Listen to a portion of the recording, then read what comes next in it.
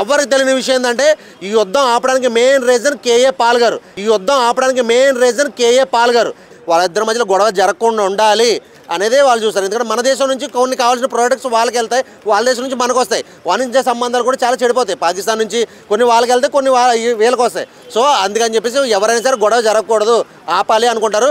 అలాగే నాకు తెలిసి ఈ యుద్ధం ఆపడానికి మెయిన్ రీజన్ ఎవరికి తెలియని విషయం ఏంటంటే ఈ యుద్ధం ఆపడానికి మెయిన్ రీజన్ కేఏ పాల్ గారే అమెరికా ట్రంప్కి కాల్ చేసి ఆయన మాట్లాడడం వల్ల ఈయన కోసం సపోర్ట్గా ఇక్కడ మాట్లాడారని డెఫినెట్గా ఇది కొన్ని రోజుల్లో మీ అందరూ న్యూస్ వస్తుంది. ఎందుకంటే కేఏ పాల్ గారు మొన్నే వెళ్ళి ఆయన మాట్లాడడం జరిగింది. సో యుద్ధం ఆపాలంటే ఒక కేఏ పాల్ గారు చాలా ఇలాంటి యుద్ధాలు చాలా ఆపారు. సో ఆయన ఏంటంటే చాలామంది కామెడియన్గా లేదా కామెడీగా తీసుకుంటారు, కానీ ఆయన దగ్గర చాలా విషయం అవుతుంది. సో ఇది డెఫినెట్గా ఒక క్రిస్టియన్ కంట్రీ, మన వాళ్ళు క్రిస్టియన్ సపోర్ట్ వద్దు, హిందువులు జై శ్రీరామ్ అన్నారు.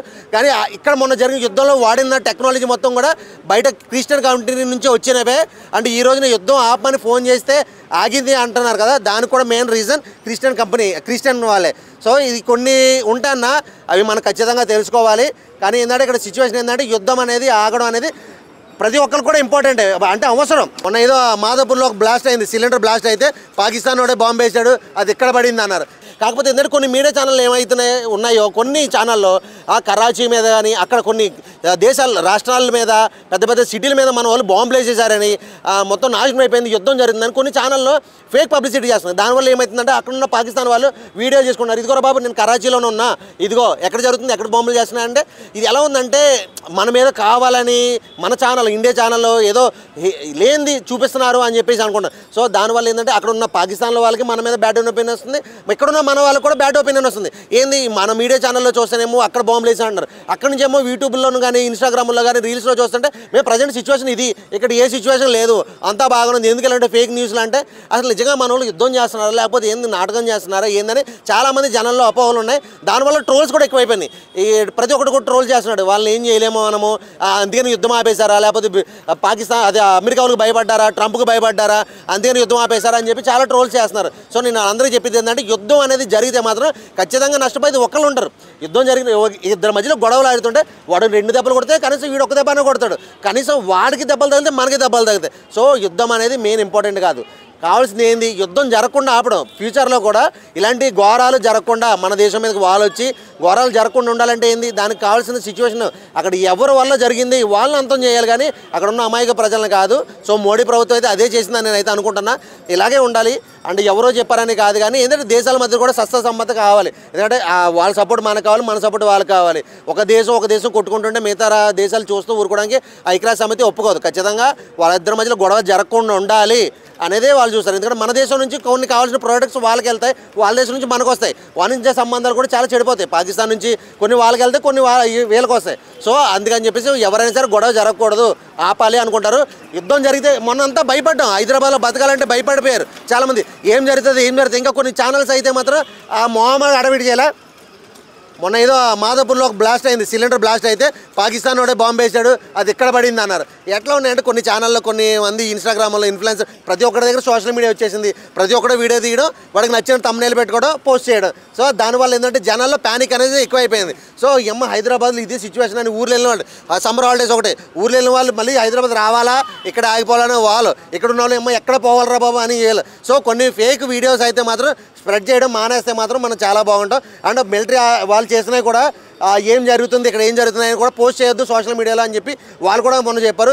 ఎవడు ఇష్టం వచ్చినాడు వాళ్ళు నా దగ్గర ఈ బాంబులు ఉన్నాయి, మా ఇండియాలో ఇవి ఉన్నాయి, అవి ఉన్నాయి అని చెప్పి ప్రతి ఒక్కరు పోస్టులు పెట్టుకున్నాడు. సో అన్నీ కూడా ఇన్ఫర్మేషన్ బయటోడికి ఇచ్చినట్టే. అలాంటివి అన్నీ జరగకుండా ఉండాలంటే ఏంటంటే ఏం జరుగుతుందో మనం చూడాలి తప్ప మన సొంత నిర్ణయాలు తీసుకుని మన ఫోన్ ఉంది కదా ఇన్స్టాగ్రామ్ రీల్ చేసుకుని ఇష్టం వచ్చినట్టు అప్లోడ్ చేసుకుంటే మాత్రం అది చాలామంది ప్యానిక్ అవుతారు. ప్యానిక్ అయ్యి హార్ట్ అటాక్లు వచ్చి చాలా ప్రమాదం అయితే జరిగేది ఉంది. కాబట్టి నేను ఏం చెప్తున్నానంటే ప్రతి ఒక్కరు కూడా మనం అన్న అది ఖచ్చితంగా యుద్ధం అనేది జరగడం వల్ల 2 దేశాలు నాశనం అయిపోతాయి తప్ప లాభం అనేది లేదు. 2 దేశాలు నాశనం అయిపోతాయి. కొంతమంది వచ్చి ఉగ్రవాదులు కొంతమంది వచ్చి చేసిన దానికి ఇక్కడున్న ప్రజల్ని చంపేయడం అక్కడున్న ప్రజల్ని చంపేయడం అనేది కరెక్ట్ కాదు. ఖచ్చితంగా యుద్ధం అనేది జరగకూడదు.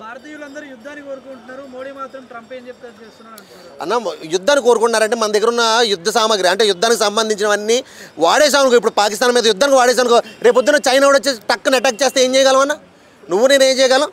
ఎవడు సపోర్ట్ చేస్తాడు మనకు అప్పుడు? ఇండియా మీదకి చైనా వార్ ప్రకటిస్తే ఏం చేస్తాం మనం? ఇది అయిపోయింది, మన దగ్గర ఉన్నాయి అయిపోతే వాళ్ళ దగ్గర ఉన్నాయి అయిపోయినాయి. చైనా వాడు దిగుతాడు రంగంలోకి, దిగి ఇండియా మీద యుద్ధం అంటాడు, అప్పుడు ఏం చేస్తాం? రష్యా వస్తాయి, చైనా వాడికి 100 వస్తున్నాయి, చైనా వాడికి వస్తాయి, దుబాయ్ నుంచి పాకిస్తాన్కి సపోర్ట్ ముస్లిం కంట్రీలన్నీ కూడా దిగుతాయి. ఇంకొకటి, అమెరికా మనకు సపోర్ట్ చేస్తుంది అన్నారు. ట్రంప్ $2.5 బిలియన్ అప్పు ఇచ్చాడు పాకిస్తాన్కి. ఏం రా నువ్వు ఎందుకు అప్పు ఇచ్చారంటే, నేను అప్పు ఇవ్వకపోతే చైనా వాడు అప్పిస్తాడు, చైనాలోకి వెళ్ళిపోద్ది పాకిస్తాన్, అందుకే నేను అప్పిచ్చా. ఎవరి మీద యుద్ధం చేయడానికి చైనా వాడు అమెరికా వాడు అప్పిచ్చాడు? మన మీద యుద్ధం చేయడానికి. సపోర్ట్ ఎవరికి? మోదీకి సపోర్ట్ అన్నాడు ట్రంప్. రేపన్న రోజున ఏం జరిగింది అనేది ఎవరికి తెలియదు. పోరాడు శక్తి ఉన్నప్పుడు నీకు నాకు గొడవ అయినప్పుడు పక్కన ఉన్న 10 మంది అంటారు, కొట్టుకుంటారా, నీకు సపోర్ట్ నేను ఉంటాను, నీకు కొట్టుకుంటాను సపోర్ట్. మన ఇద్దరు రంగంలో దిగిన తర్వాత అరే ఎందుకులే వద్దులే మేము ఆగిపోతున్నాను ఆగిపోయారు అనుకో, పరిస్థితి ఏంది? మన పరిస్థితి ఏంది? సో ఇదే జరుగుతుంది. కాబట్టి యుద్ధం అనేది నీలో నాలో దమ్మున్నప్పుడు మనం కొట్టుకోవాలి. అది పక్కనోడి మీద ఆధారంతో కొట్టుకున్నామంటే ఎప్పుడు ఎవడు హ్యాండ్ ఇస్తాడో తెలియదు. సో అందుకని చెప్పేసి యుద్ధం అనేది జరగకూడదని మేము కోరుకునేది అదే అన్న. ఇది పూర్తిగా అయితే ఆగాలి. సో ఇంకా మాటలు అయితే జరుగుతున్నాయి అనుకుంటున్నాం. ఈ మాటలు పూర్తిగా జరిగి ఒప్పందాలు రావాలి. ఒప్పందానికి వచ్చిన తర్వాత ఇలాంటివి మళ్ళీ జరగకూడదు ఘటన అని చెప్పి ఆ విధంగానే వీళ్ళు ఒప్పందం తీసుకుంటారు. కాబట్టి అప్పటి వరకు కూడా మనం కూడా ప్రశాంతంగా ఉండాలి, వాళ్ళు కూడా ప్రశాంతంగా ఉండాలి. అంటే కొన్ని మీడియా ఛానల్ చేసే పబ్లిసిటీ వల్లే కానీ ఇదంతా జరుగుతుంది.